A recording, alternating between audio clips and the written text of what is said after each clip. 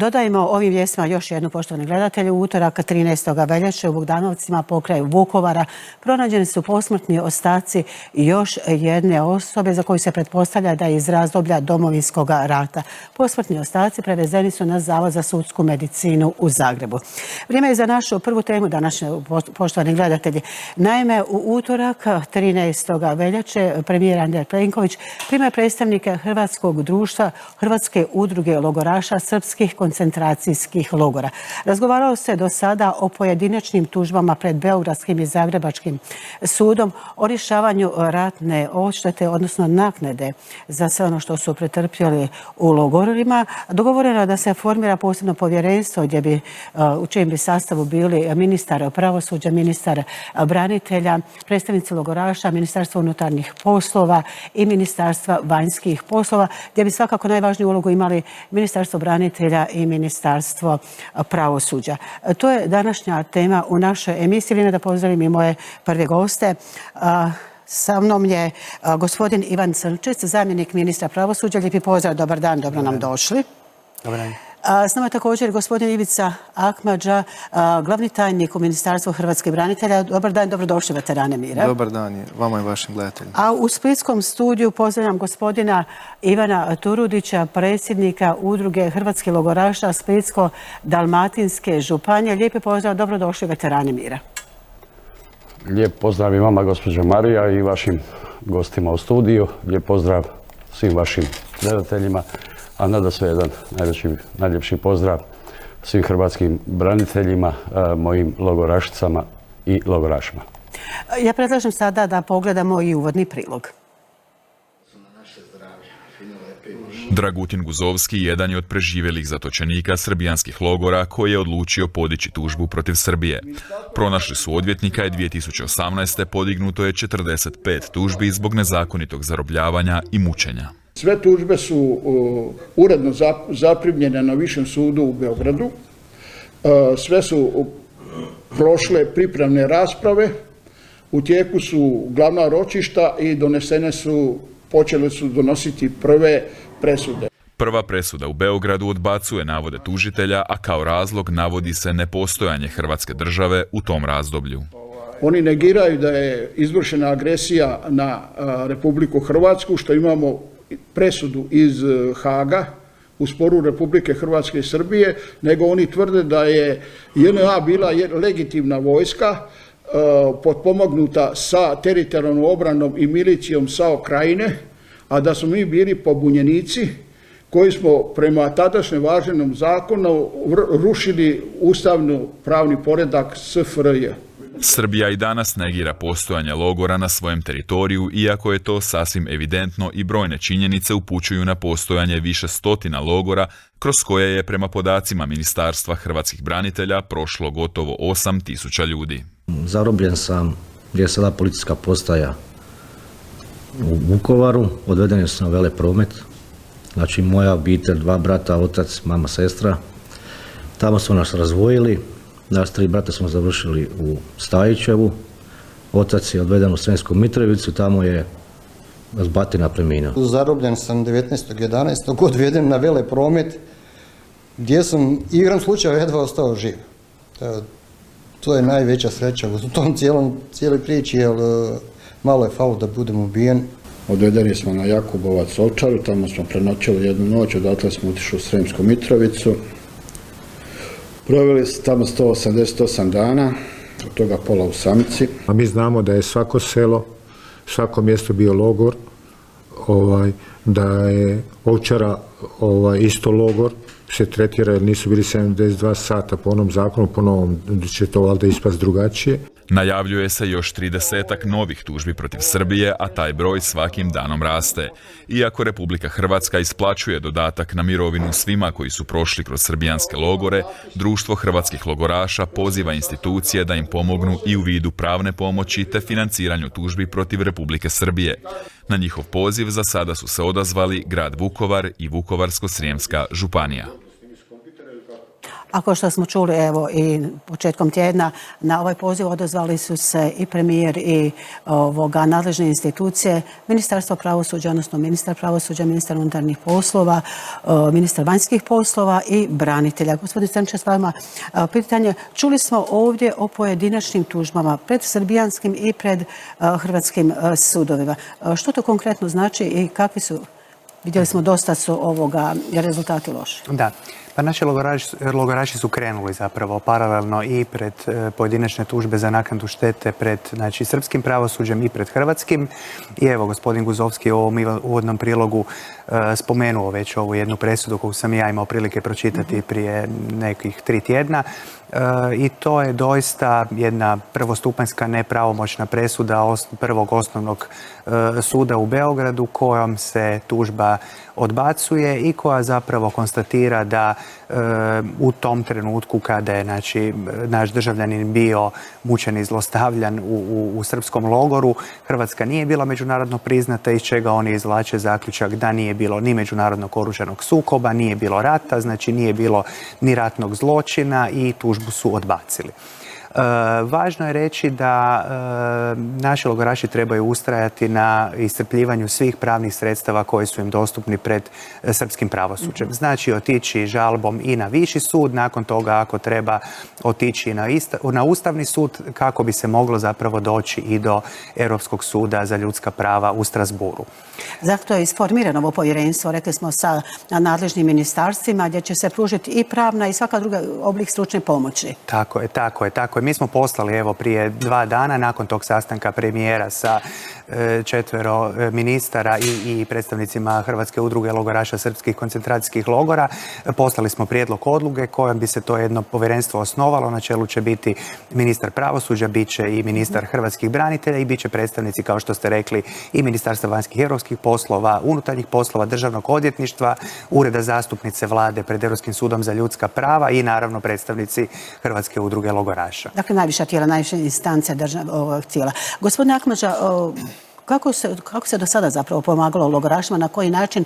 Ovom sastanku su prethodili neki drugi sastanci i razgovori. Pa evo, što se tiče ove teme, mi smo održali nekoliko sastanaka u Ministarstvu hrvatskih branitelja, naravno u pojedinim sastancima u prisutnost i kolega iz Ministarstva pravosuđa i drugih tijela.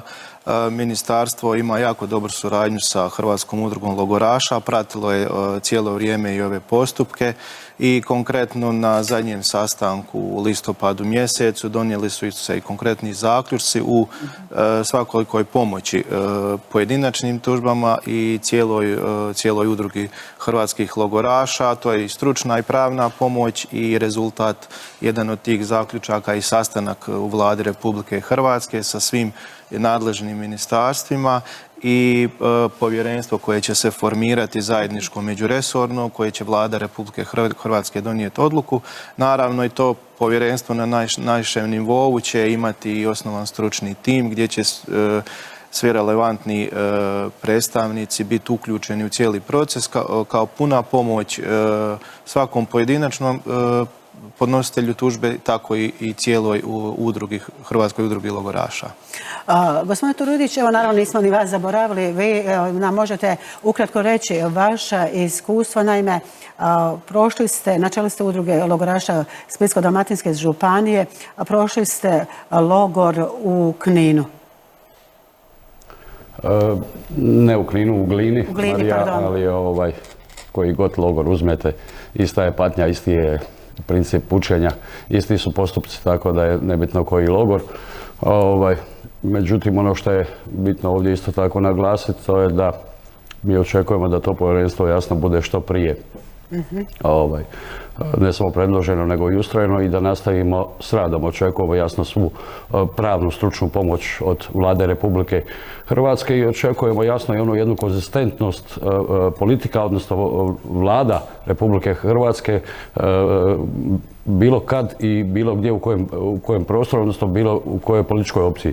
Znači, nadamo se da će ta konzistentnost se ogledati, da bilo koja vlada koja danas sutra bude ili dođe ili neka nova, da će nastaviti na ovome tragu, odnosno na ovome dogovoru sa logorašima i da ćemo mi u konačnici jednog dana uspjeti završiti taj naš dio, odnosno taj problem i da ćemo mi naša obeštećenja na koja imamo jasno prava i po međunarodnome, a nadasve i po domaćem pravu. Vi ste također udruga logoraša, kao što smo čuli, su članovi ovoga povjerenstva i tjesno ćete surađivati sa najvišim instancama ministarstava, državnih institucija. Da, nakon niza sastanaka koji su se događale, kao i što je gospodin Akmuđa rekao, i u Ministarstvu branitelja i pravosuđa, došlo je u jednom trenutku, jasno, došla i ta inicijativa za sastanak u Vladi Republike Hrvatske. Ovim putem, zahvaljujem u Ministarstvu pravosuđa i ministru gospodinu Tomi Medvedu, našem prijatelju, koji je bio svesrdna podrška sve ovo vrijeme kod tih sastanaka i kod tih razgovora, tako da se i završno dogodio i taj sastanak u Vladi Republike Hrvatske, gdje smo mi iznijeli sve te naše argumente, iznijeli smo sve te naše stavove, na kraju krajeva i želju da se taj dio problema uz nestale koji su jasno najveći problem hrvatskog društva u ovom trenutku, u jednom trenutku završi i da više ne gubimo energiju na taj dio prošlosti iz Domovinskog rata, nego da se sa tom energijom usmjerimo jasno u budućnost našeg društva, u ono što ćemo trebati učiniti da se poslože stvari u Republici Hrvatskoj i da mlađim generacijama koji dolaze na neki način sa tim našim entuzijazmom, sa tom energijom omogućimo jedan bolji i kvalitetniji život. Da, to je također, rekli smo, kao što ste i sami rekli, uz nestale jedan od važnih problema. Gospodin Crnčas, kao pomoćnik ministra pravosuđa, dakle, što dalje slijedi? Često se pozivamo na ona rješenja koja imamo sa Crnom Gorom, koji su logoraši riješili za logor Morin. Pa da, nažalost treba razlikovati situaciju kakva je bila sa predmetom Morinj i situaciju koju imamo u Republici Srbiji, jer u Crnoj Gori zapravo provedeni su kazneni postupci, donesene su pravomoćne presude protiv tamo 4 okrivljenika, 2 su oslobođena, ovih 4 je dobilo nažalost male zatvorske kazne, ali ipak je utvrđena njihova kaznena odgovornost i samim time i postojanje logora na teritoriju Crne Gore. Što je država Crna Gora priznala, jel? Tako, i što je nakon toga bila podloga za naših negdje 220 logoraša, oštećenika koji su krenuli sa svojim tužbama za naknadu štete zbog zlostavljanja i mučenja koja su pretrpili u tom logoru i oni su i obeštećeni. Oni su dobili naknadu štete, međutim u Srbiji to nije slučaj. Srbija negira postojanje logora, Srbija, nažalost znamo, to je, ja mislim, jedan generalni njihov stav neprihvaćanja odgovornosti uopće za ratna događanja i za postupanja Miloševićevog velikosrpskog režima tijekom 90. godina i bez jedne kaznene presude vi nažalost ne možete očekivati niti naknadu štete. Pitanje njihovog kaznenog zakona, jel? Pa pitanje njihovog kaznenog zakona ne bi ja to tako rekao. Oni, njihov generalni stav je da oni uopće ne mogu suditi po zapovjednoj odgovornosti. Što je po meni potpuno pogrešno, jer zapravo i mi i Bosna i Hercegovina naslijedili smo iz one bivše države kazneno zakonodavstvo i BiH i Hrvatska je mogla suditi po zapovjednoj odgovornosti, samo Srbija ne može. Ali može primjenjivati zakon u univerzalnoj jurisdikciji? Nažalost da. Nažalost da. Evo, to su te koincidente. Da, oni imaju taj jedan zakon o kojem se isto dosta pričalo, koji je nama apsolutno neprihvatljiv i to smo u više navrata isticali. Znači oni su si dodijelili ulogu nekakvog mini Haga i zapravo za područje bivše Jugoslavije smatraju da imaju prvenstvo suđenja za ratne zločine, bez obzira da li su zločini počinjeni, na primjer, na teritoriju Republike Hrvatske, da li ih je počinio hrvatski državljanin i da li su počinjeni, na primjer, na štetu hrvatskog državljanina. Gospodine Akmuđa, kako je zakonom riješen status logoraša u Hrvatskoj prema zakonu o hrvatskim braniteljima? Pa prema zakonu o hrvatskim braniteljima, znači odredbom je propisano da svi oni koji su prošli kroz logore i neprijateljske objekte, zatvore, imaju pravo zbog te činjenice dobiti najmanje 20% oštećenja organizma. Većinom taj postotak je veći s obzirom na torture i ozljede koje su preživjeli u tim logorima, no međutim to je zakonska odredba i taj dio nije vezan za ove tužbe koje svakako logoraši imaju pravo. Gospodin Turudić je spomenuo i nestale osobe, to je prvorazredno humanitarno pitanje Vlade Republike Hrvatske i Ministarstvo hrvatskih branitelja uz nestale osobe gdje je donijeti i zakon o nestalim osobama. Sada ovim povjerenstvom i radom i stručnoj pomoći i za tužbe logoraša stavlja i to pitanje u prioritet i nadamo se da ćemo u tom ustrajati i uspjeti. Evo da čujemo, dakle, kad bi se moglo očekivati, rekli ste nam na početku osnivanja ovoga povjerenstva, pretpostavljamo što prije na jednu od sljedećih sjednica vlade. Da, pa ja se nadam, mi smo poslali prijedlog odluke na mišljenja, tako da nadamo se da možda ne sljedeći, ali onaj tjedan nakon već bi to moglo biti na vladi i nakon toga vrlo brzo praktički odmah počeli, održali bi prvi sastanak i dogovorili modalitete daljnjeg postupanja. A što bi to mogao biti, recimo, jedan od prvih sastanaka, prvih razgovora na tu temu, gospodine Nakneža? Pa što se tiče samih sastanaka, znači evo što... Vi ste, rekli smo, već imali pripremu u 10. mjesecu. Naravno, ne gubimo vrijeme i bez osnivanja povjerenstva mi ćemo biti u stalnom kontaktu, suradnju sa poglavito s Ministarstvom pravosuđa, ali svim resornim tijelima i sa predstavnicima udruga logoraša i u svakom slučaju ti sastanci će se nastaviti. Vidjet ćemo kako će teći postupak u Srbiji vezano za te tužbe i evo, kao što je kolega Crncac rekao, trebaju biti ustrajni da se iscrpe sve pravne mogućnosti kako bi mogli nastaviti i dalje u tom postupku, a i uključit ćemo znači i predstavnike Ureda Republike Hrvatske za zastupnike pred Europskim sudom za ljudska prava, tako da i u tom smjeru možemo imati i stručnu pomoć. Ići do najviših instanci. Da, ja mislim da moramo biti ustrajni u ovoj priči pred srpskim pravosuđem, jer nažalost nema nadležnosti hrvatskih sudova i rečeno je u početku, naši logoraši su pokušali sa nekoliko tužbi pred našim sudovima. Jedna tužba je već evo i pravomoćno odbačena, jednostavno zato jer prema međunarodnom običajnom pravu zapravo strana država uživa imunitet od suđenja u drugoj državi. Isto tako kao što mi... To bi bio jedan od zapravo vaših pravnih savjeta, jel? Da, mislim, isto kao što recimo u Srbiji ne bi se moglo suditi Republici Hrvatskoj bez našeg pristanka, isto tako se i Srbija ovdje pozvala na taj svoj takozvani jurisdikcijski imunitet i te su tužbe, odnosno ta jedna tužba je odbačena, tako da mislim da treba doista nastaviti u Srbiji. Koliko Hrvatska, odnosno njezino izaslanstvo, može utjecati na to da se to stavi kao jedno od pitanja, kao pitanje nestalih prilikom ulaska i pristupa Srbije Evropskoj uniji? Apsolutno će se o tome voditi računa. Mislim da je to već više puta rečeno. Sve ono što smo mi morali proći kroz naše predpristupne pregovore i kroz poglavlje 23, znači sve one standarde koje smo mi morali dosegnuti, morat će dosegnuti i Republika Srbija. Mislim da su ti kriteriji kod njih još i stroži, tako da mi ćemo u svakom slučaju isticati i prigovore oko ovog zakona o kvazi univerzalnoj nadležnosti i pitanje nestalih i pitanje njihovog neprocesuiranja po zapovjednoj odgovornosti. Znači sve ovo što bi oni morali ostvariti da pokažu da zapravo žele biti jedna pravna država. Gospodine Turudić, recite, vi ste evo dugo na čelu udruge logoraša Splitsko-dalmatinske županije. Cijelo ovo vrijeme zapravo se radi na tome. Evo sad ćete biti član ovoga povjerenstva i surađivati, raditi, tražiti pravnu pomoć, tražiti svaku pomoć kako bi se riješilo ovo i također složeno pitanje logoraša, hrvatskih logoraša. Ali za to vrijeme vi ne mirujete. Imali ste sastanak u Staroj Gradišci, u logoru Stara Gradiška, zatim u Glini, postavili ste ploče, postavljate obilježja na onim mjestima gdje ste vi i vaše suborci bili u logorima.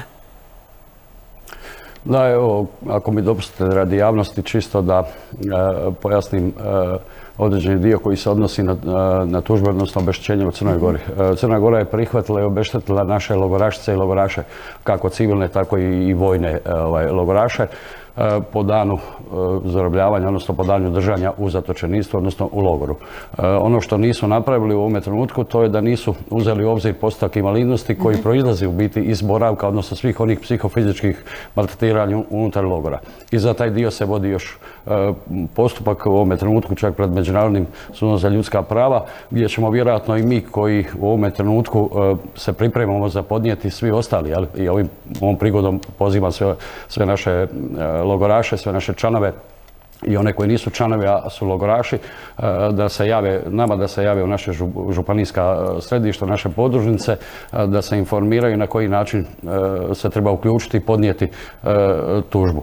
Ono što je ovdje isto tako bitno naglasiti, da će to iziskivati određene financijske troškove za koje mi u ovome trenutku pokušavamo naći modalitet kako popratiti taj dio, ali mi smo na sve to kao društvo i kao pojedinci uglavnom spremni, sve u cilju da jednostavno Srbija prihvati i prizna odgovornost, prizna da postojanje logora na teritoriju Srbije ispuni sve one uvjete i kriterije da bi došla na prag ulaska u Europske unije, a tu jasno očekujemo tvrdu, rekao bih, nepokolebljivu, konzistentnu politiku Vlada Republike Hrvatske u tom dijelu da se jasno naznači da Srbija dok sve ove kriterije i sve ove uvjete ne ispuni, ne može prići onaj prag i ne može ući u zajednicu europskih naroda, jer treba se naš narod sjetiti što smo mi sve kao vlast, kao narod morali ispuniti da bi došli do te pozicije ulaska.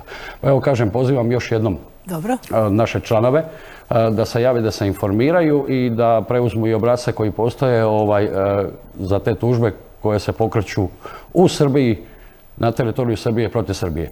Hvala lijepa, da. Osnovna podloga... Dobro, recite, oprostite. Osnovna podloga u toj tužbi je tužba za odgovornost TNA, odnosno tužba, kako i kažu vaši gosti u studiju, za tu zapovjednu odgovornost. Hvala što se lijepa. tiče naših... Hvala lijepa. Evo, imamo još komentar iz studija, pa ćemo nastaviti priču, odnosno ovo pitanje koje sam postala vezano za rad vas i vaše udruge. Htjeli ste komentirati kad je...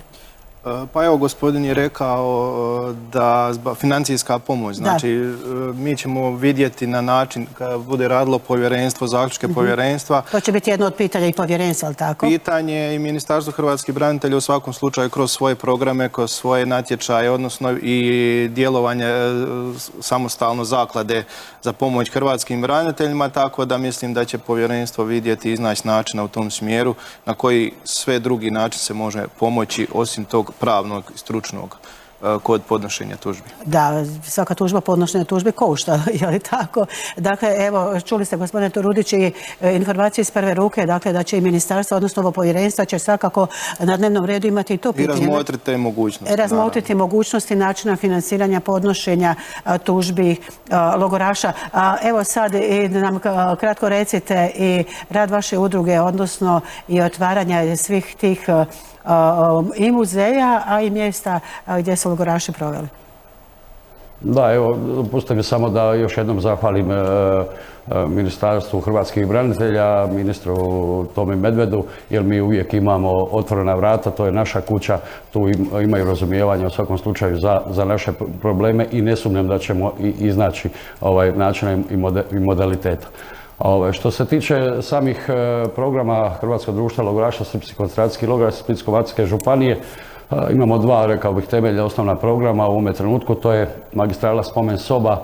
Pa evo, možemo reći da smo, što se tiče same spomen sobe za logor Glina, otvorili prošle godine u 8. mjesecu, 38. u nazočnosti predsjednice Republike Hrvatske, gospođe Kolinde Grabar-Kitarović. Jasno da nam je tu suport bilo i Ministarstvo hrvatskih branitelja i mnogi, da sada ne nabrajam, da nekoga ne preskočim i ne uvrijedim, ali ovim putem svima zahvaljujem koji su nam pomogli.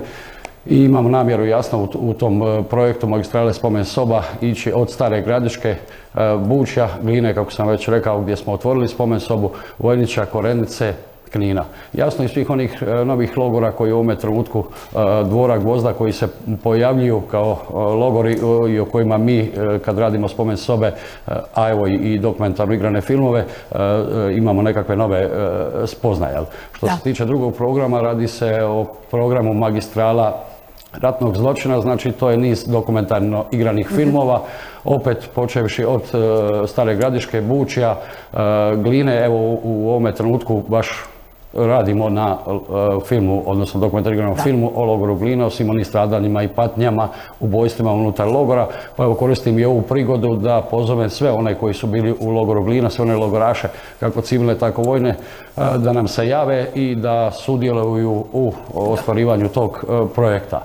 Isto tako, ta magistrala ratnog zločina ide jasno kroz taj dio Vojnića, Korenice, sve do Knina. Znači želimo ostaviti jedan trajni spomen, jedno trajno sjećanje na sve patnje, sve one muke koji su prošli logoraši. Hrvatski logoraši.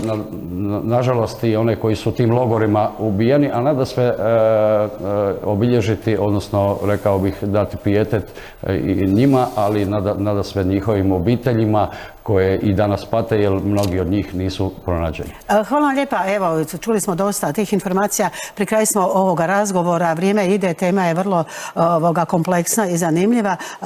Gospodine Crnčec, rekli smo, evo, završna riječ, čeka se osnivanje povjerenstva. Vlada je Republike Hrvatske je zapravo prihvatila i to stavila na jednu od najviših razina, vjerojatno i budućim pregovorima sa Republikom Srbijom. Da, naravno. Znači, povjerenstvo, kao što sam rekao, vrlo brzo očekujemo da će se sastati, da će oformiti stručni tim i da će nakon toga naši logoraši imati svu potrebnu stručnu i pravnu pomoć, prvenstveno znači za vođenje postupaka u Republici Srbiji, znači za naknadu štete zbog zlostavljanja i mučenja, zbog svih onih patnji koje su prošli prilikom boravka u tim logorima. Dakle, tu će biti, evo, i Ministarstvo hrvatskih branitelja od samog početka se uključilo još, možemo reći, od 1992. godine kada je bila na velika razmjena preko 8.000 logoraša. Isto zadatak je zajedno s Ministarstvom pravosuđa. Pa evo, mi se nadamo kao dva ministarstva koja ćemo biti nositelji, a pošto će biti predstavnik Hrvatske udruge logoraša, iz prve ruke će znati i zajednički donositi odluke i zaključke povjerenstva, tako da ćemo raditi zajednički na ovome, na jednom složenom problemu. Kažem, vi već imate do sada jako puno iskustva i vaša nadležna tijela sva u ministarstvu i vidjet će se zapravo kroz ovo povjerenstvo gdje su ključni problemi. Zapravo već se znaju ključni problemi, ali treba ih rješavati na pravni i stručni način kako bi se došlo do rješenja. Gospodo, hvala vam lijepa što ste bili gosti emisije Veterani mira. Mi ćemo naravno i dalje pratiti ovu temu, rješavanje ove vrlo zahtjevne i složene teme zajedno sa temom nestalih osoba, rješavanje pitanja nestalih, jednog velikog humanitarnog pitanja. Evo jedno veliko humanitarno pitanje, budući da znamo da su svi ti ljudi bili popise na strane Crvenog križa. Puno vam hvala na emisiji. Vama, gospodine Turudić, također hvala za sudjelovanje u emisiji Veterani mira. Hvala vama na mogućnosti da se obratim hrvatskoj javnosti i da pojasnim ove stvari oko tužbe i svega ostalo. Hvala lijepa i gostima, a mi, poštovani gledatelji, emisiju Veterani mira nastavljamo prilogom.